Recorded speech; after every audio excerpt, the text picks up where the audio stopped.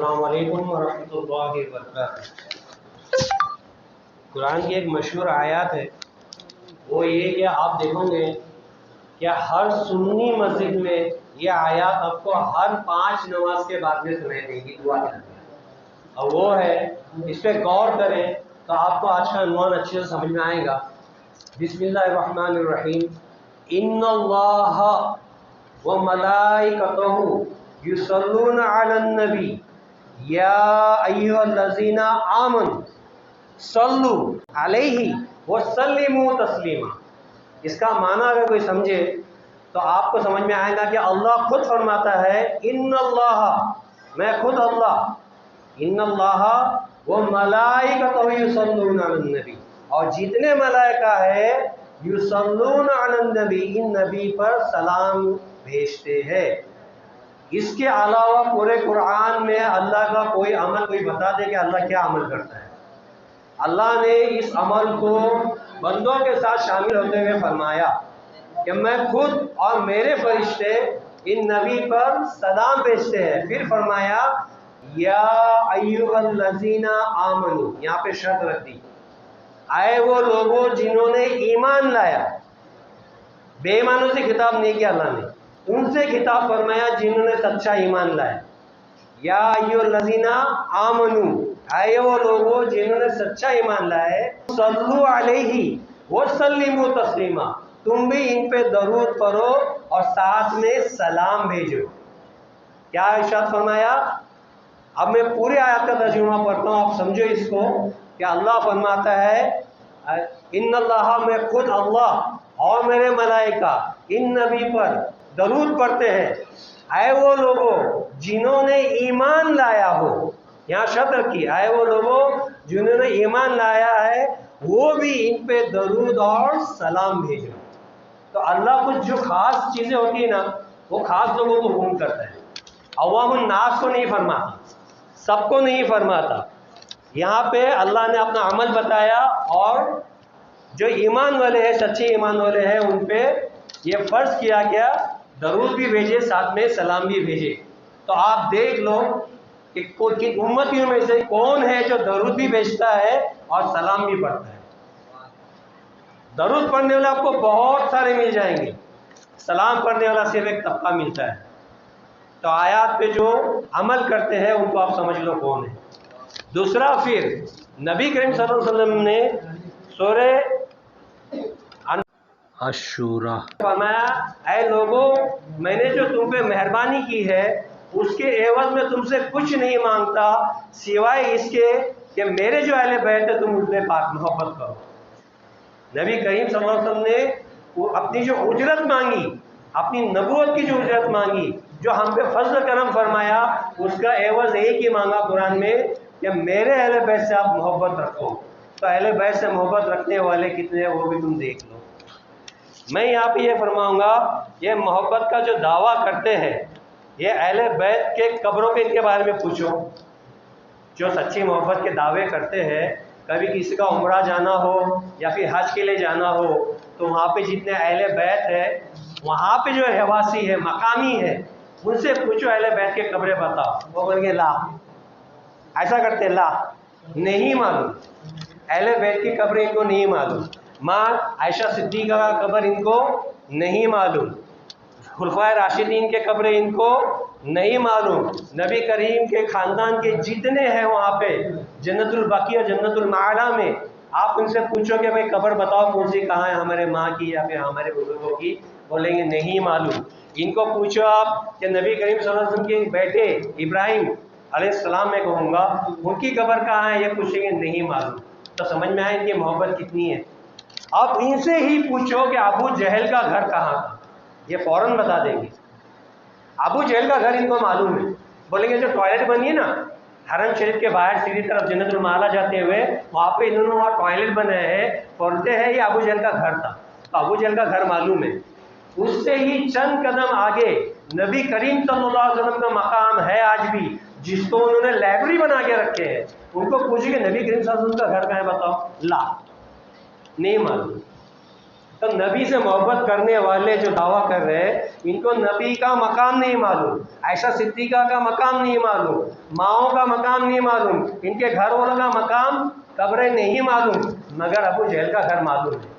تو سمجھ جاؤ کہ وہ کس سے کون کتنی محبت کر رہا ہے۔ خود نبی کریم صلی اللہ علیہ وسلم کے گھر والوں کو انہوں نے نہیں جانا، یہ ابو جہل کو جانتے ہیں۔ اب ان سے میلاد کا پوچھو کہ میلاد کب ہوئی، بولیں گے نہیں معلوم، بولتے نہیں بولتے۔ ہمارے میلاد کے دن پہ ان کو آبجیکشن ہے کہ نہیں ہے، ان کو میلاد کا بھی نہیں معلوم۔ ان سے پوچھو شب بارات کب ہے، نہیں معلوم۔ ان سے آپ پوچھو کہ شب معراج کب ہے، نہیں معلوم۔ ان سے پوچھو کہ بھائی اچھے دن اچھے بزرگوں کے قول کیا ہے، نہیں معلوم۔ ان کو ہر چیز نہیں معلوم، اور محبت کا دعویٰ کرنے والے سب سے آگے یہ بولتے ہیں ہم سچے محبت یہ ہے۔ اب سمجھو کہ سچی محبت کون کرتا ہے، بزرگ عروس کون مناتا ہے، اولیاء کرام کو کون مانتا ہے، صحابہ رضی اللہ عنہ کی تعظیم اور عزت کون کرتا ہے، اہل بیت سے محبت کون کرتا ہے، خود نبی کریم صلی اللہ علیہ وسلم صلاۃ السلام کون بھیجتا ہے۔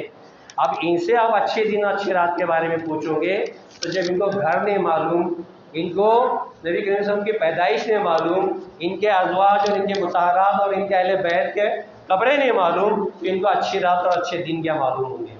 تو میں کہوں گا جن کو اچھے دن اور اچھے معلوم کرنے ہیں تو سچی عاشق رسول سے پوچھو اور ان کو فالو کرو۔ تو اللہ رسول کا فرما بردار وہی ہوگا جو سچی عاشق ہوگا۔ تو یہاں پہ پتہ چل گیا کہ سچا عاشق کون ہے، اور عاشق جو عشق کرتا ہے اس کو دلیل کی ضرورت نہیں ہوتی۔ کیا عشق دلیل مانتا ہے؟ کبھی عشق دلیل نہیں مانتا، عشق دل مانتا ہے، جو دل کہتا ہے وہ مانتا ہے۔ پھر بھی ان کو اگر ہم یہ دے دو، دلیلیں دے دو تو ضعیف ہے کر کے بول دیتے ہیں۔ اب شب بارات کو ہی لے لو، شب بارات کے دن کی حدیثیں سیاہ ستہ میں ہے، جو سب سے مقبول کتابیں ہیں اس میں ہے، اور راوی بھی کون ہے؟ ماں عائشہ صدیقہ رضی اللہ تعالیٰ، حضرت علی کرم اللہ وجہ الکریم، ایسے جلیل قدر صحابیہ اور صحابیات ہے جن کے بارے میں کبھی کوئی گمان نہ کرے کہ وہ غلط بولیں گے، ان سے روایتیں ملتی ہے شب بارات کی۔ یہ بھی بتا دو تو بولتے ہیں ضعیف ہے۔ چلو ضعیف ہے، میں نے یہ بھی مان لیا، تو ضعیف کا قاعدہ ان سے پوچھ لو۔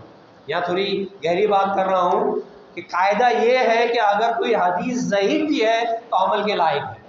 آپ کسی بھی عالم کو پوچھ لو، چاہے ان سے پوچھ لو چاہے اپنے عالموں سے پوچھ لو، کہ اگر ضعیف بھی ہے تو وہ جو حدیث ہوتی ہے وہ قابل عمل ہوتی ہے، تو عمل کرو اس پہ، مگر نہیں کریں گے۔ اب میں آپ کو حدیثیں بتاتا ہوں شب بارات میں، اس کے تعلق سے خود قرآن میں بھی آیا ہے اور حدیثوں میں بھی آیا ہے۔ قرآن میں آتا ہے حامیم والکتاب المبین سے لے کے امرین حکیم تک، جو ہے سورہ دخان کی آیت نمبر 1 سے 4 میں، جس کا ترجمہ آتا ہے قسم ہے اس روشن کتاب کی، بے شک ہم نے اسے برکت والی رات میں اتارا۔ تو یہ جو کتاب ہے اس شب میں قرآن کریم جو ہے تمام کے تمام روح محفوظ سے آسمانی دنیا پہ اتارا گیا۔ پھر وہاں سے حضرت جبریل علیہ السلام جو ہے 23 سال تک کے عرصے میں تھوڑا تھوڑا کر کے نبی کریم صلی اللہ علیہ وسلم پہ وقفاً اتارتے گئے۔ بے شک ہم ڈر سنانے والے ہیں، اس میں بات دی جاتی ہے ہر حکمت والے کام۔ اس رات میں ہر حکمت والے کام بانٹے جاتے ہیں، جیسے سال بھر کے رزق، اجل، احکام اور جو ہے موت، اور یہ جو ہے سب نازل ہوتے ہیں۔ خیر و برکت جو ہے قبول کی جاتی ہے اور دعائیں جو ہے قبول کی جاتی ہے۔ یہ قرآن کی آیت ہے شب بارات کے تعلق سے۔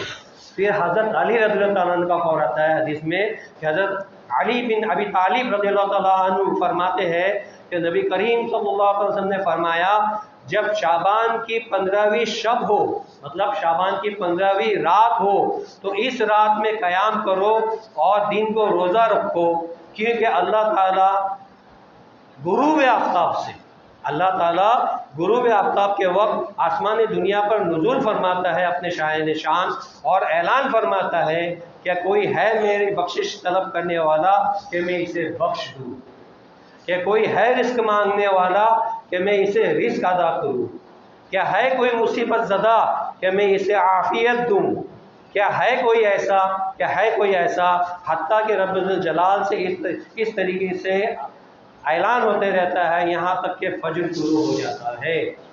یہ کون فرما رہے ہیں؟ حضرت علی کرم اللہ وجہ کریم فرماتے ہیں اور کھلے الفاظ میں فرماتے ہیں کہ شب بارات شعبان کی 15ویں رات، ایک دم کلیئر کر الفاظ ہے کہ شعبان کی جب 15ویں رات آئے تو اس رات میں قیام کرو اور دن میں روزہ رکھو، اور رات میں قیام کر کے کیا کرو؟ دعائیں مانگو، نفل نماز مانگو، اپنی حاجات پوری کرو۔ ارے لوگ چھوٹے چھوٹے عرضی لے کے یا پھر کچھ کام کا رہا یا کسی سے پیسے لینے ہو تو بڑے بڑے عرضیاں اپنے دسترخوان میں دیتے ہیں، بڑے بڑے جو لیٹر ہے یا پھر اپنے وسیلہ ڈھونڈتے ہیں کمپنی میں۔ اس رات کی بھی تھوڑا اللہ کی طرف وسیلہ لگاؤ، اس رات ایک رات بیٹھو اور اللہ سے مانگو تو کیا نہیں ملتا ہے۔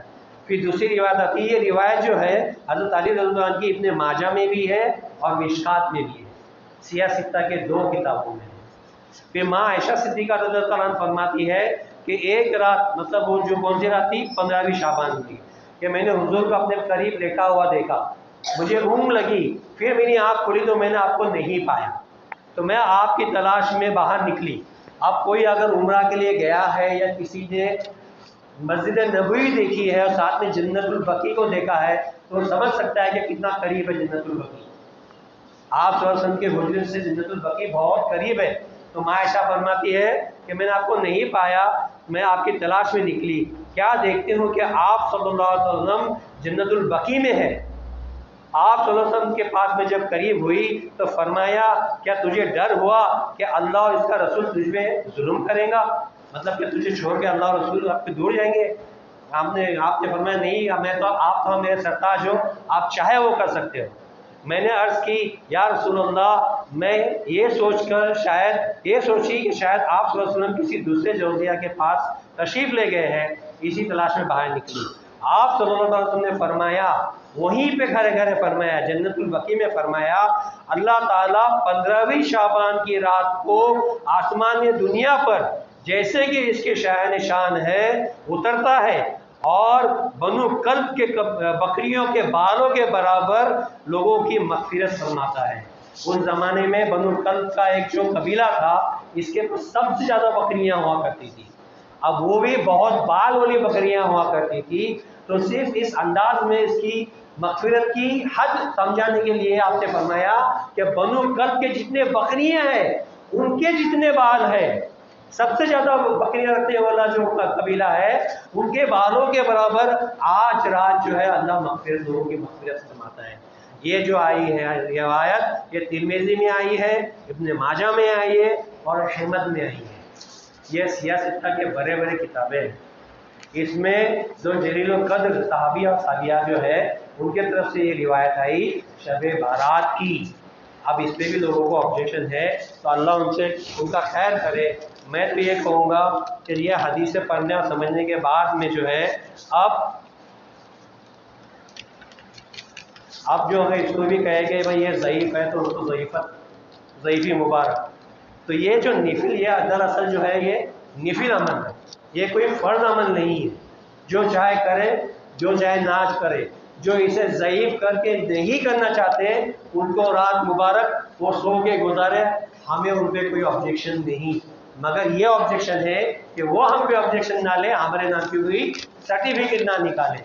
ہم تو ماں عائشہ صدیقہ رضی اللہ تعالیٰ اور حضرت رضی اللہ عنہ کے لیے کافی ہے، ہمارے لیے یہ حوالے اور یہ جو روایتیں ہیں ہمارے لیے کافی کہ ہم عبادت کریں، ہم رات بھر عبادت کریں گے تو چاہیے کہ پوری رات جو چاہے سو کے نکالے، ہمیں اس پہ کوئی آبجیکشن نہیں، ہاں مگر ہم تو اپنے رب کی رضا کے لیے اور اپنی مغفرت کے لیے نماز پڑھیں گے، قرآن پڑھیں گے، درود شریف پڑھیں گے، دعائیں کریں گے، ذکر اذکار کریں گے۔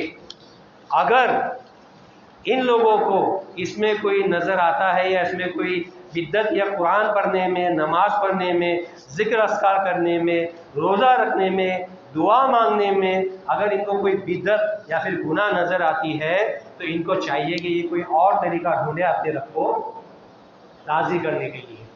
ہمارے رب کو راضی کرنے کے لیے ہمارے لیے نماز، روزہ، دعا کافی ہے۔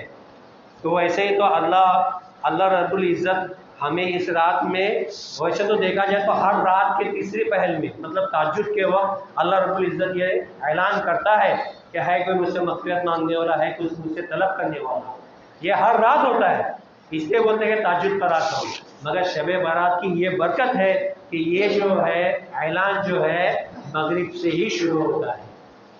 اس لیے مغرب میں ہم جو ہے 6 رکعت نماز پڑھتے ہیں، دو کر کے. یاد ہے کسی کا محتاج نہ ہونا، دفع بلا ہوا وبا اور عمر دراز، یہ 6 رکعتیں ہم اکثر اس نفل میں نماز پڑھتے ہیں. مگر جان لو ان کے لیے یہ تنبیہ ہے کہ جو چند لوگ ایسے ہیں جن کی اس رات بھی مغفرت نہیں ہوتی حتیٰ کہ وہ توبہ نہ کرے. وہ کون ہے؟ جو مغفرت جن کی نہیں ہوتی وہ مشرک، جو خود کو مسلمان بولتا ہے اور مسلمان کے نقصان کی طاق میں رہتا ہے. دوسرا، دل میں بغض رکھنے والا، کینہ رکھنے والا، کسی مسلمان کے خلاف جلن اور حسد رکھنے والا، اس کی مغفرت نہیں ہوتی. قطع رحمی کرنے والا مطلب رشتے توڑنے والا، چغل خوری کرنے والا، یا پھر والدین کا نافرمان. سن لو توبہ کرنے کا موقع ابھی ہے. والدین کا نافرمان مطلب ماں باپ کا نافرمان، اس کی بھی مغفرت نہیں ہوتی. شرابی، اس کی بھی مغفرت نہیں ہوتی. اور تکبر کرنے والا، یہ 7 لوگوں کی اس دن مغفرت نہیں ہوتی. تو اسی لیے بزرگ کہتے ہیں کہ اللہ رب العزت نے جو ہے رمضان سے 15 دن پہلے یہ تم کو موقع دے دیا کہ ابھی تم توبہ استغفار کر لو. 15 دن پہلے ہی اللہ نے موقع دے دیا کہ اگر تم چغل خور ہو تو چغل خوری چھوڑ دو، شرابی ہو تو شراب چھوڑ دو، قطع رحمی کرنے والے ہو تو توبہ استغفار کر لو، اگر تم منافق ہو تو توبہ کر لو، اگر تمہیں دل میں بغض کینہ ہے تو اسے دور کر لو، اگر تم کسی سے تعلقات اگر تمہارے خراب ہے تو وہ سدھار لو، والدین کے نافرمان ہو تو فرما برداری پہ آ جاؤ. اور اگر تم میں اگر یہ عادت ہے کہ تم تکبر کرتے ہو اپنے تکبر سے توبہ کر لو، اس کے پہلے کہ رمضان آیا اس کی بھی برکت سے تم محروم رہ جاؤ. تو خود نماز پڑھے، خوب نماز پڑھے، ذکر کرے، اذکار کرے، اللہ کی طرف معافی مانگے، دعائیں کرے. ضروری نہیں کہ پوری رات آپ کھڑے رہو اور نماز پڑھو. اس میں سچی توبہ سب سے پہلی شرط ہے. رمضان سے پہلے سچی توبہ کرو، اللہ کو مناؤ، جو ہم سے ناراض ہے ان سے توبہ استغفار کر لو، جو اپنی دل آزادی ہے وہ دور کر لو. اللہ اس شب بارات کی برکت کو ہم پہ نزول فرمائے، ہمیں اس کا فیض نصیب فرمائے، اس کی قدر اور اس کی عزت کرنے کا ہمیں توفیق عطا فرمائے اور گمراہی سے ہمیں بچائے، اور اللہ ہمیں سارے بھلائیوں سے نوازے اور برائیوں سے محفوظ رکھے. السلام علیکم و رحمۃ اللہ وبرکاتہ.